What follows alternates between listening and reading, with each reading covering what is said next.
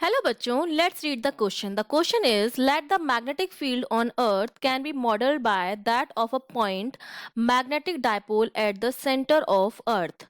The angle of dip at a point on the geographical equator, तो angle of dip जो होगा उसकी value क्या रहेगी वो हमें बताना है.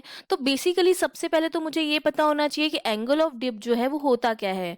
तो क्या होता है, जो अर्थ का रिजल्टेंट मैग्नेटिक फील्ड होता है, सपोज ये जो है वो रिजल्टेंट मैग्नेटिक फील्ड है, तो उसके दो कंपोनेंट्स होते हैं. एक तो उसका हॉरिजॉन्टल कंपोनेंट आता है और एक उसका वर्टिकल कंपोनेंट आता है. ठीक है. तो रिजल्टेंट के साथ हॉरिजॉन्टल कंपोनेंट जो एंगल बनाता है उसको हम बोलते हैं एंगल ऑफ डिप. बेसिकली ये जो एंगल होता है जिसको हम नाम दे दिया डेल्टा, ये जो एंगल होता है, ये वाला एंगल जो आपका होता है, ये होता है एंगल ऑफ डिप.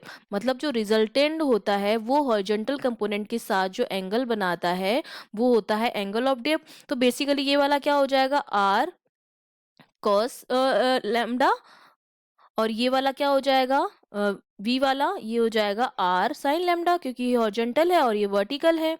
तो हमें ये पता चल गया कि अगर मैं इक्वेटर से पोल की तरफ मूव करूं तो मेरा एंगल ऑफ डिप जो होता है वो बढ़ता है.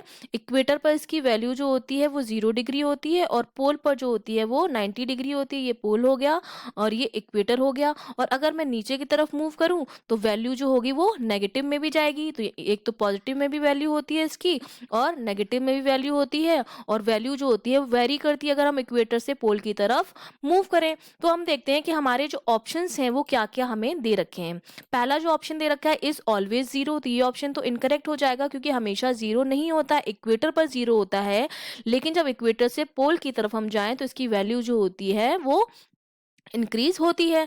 Second option is can B zero at specific point, तो हाँ इसका आंसर ठीक हो जाएगा क्योंकि इक्वेटर पर इसकी जो वैल्यू होती है वो क्या होती है, जीरो होती है. तो ये ऑप्शन आपका क्या हो जाएगा, करेक्ट हो जाएगा. C option is can be positive और नेगेटिव, तो यस अगर ऊपर की तरफ जा रहा है तो पॉजिटिव में बढ़ेगा और अगर नीचे की पोल की तरफ जा रहा है तो उसकी वैल्यू नेगेटिव में होगी. तो इसकी वैल्यू पॉजिटिव भी हो सकती है और नेगेटिव भी हो सकती है. डी ऑप्शन इज बाउंडेड, ये जो होता है एक बाउंड होता है, बाउंड्री में होता है. तो ये ऑप्शन में बिल्कुल ठीक है. इसकी जो वैल्यू होती है वो 0 से 90 के बीच क्या होती है, बाउंड होती है.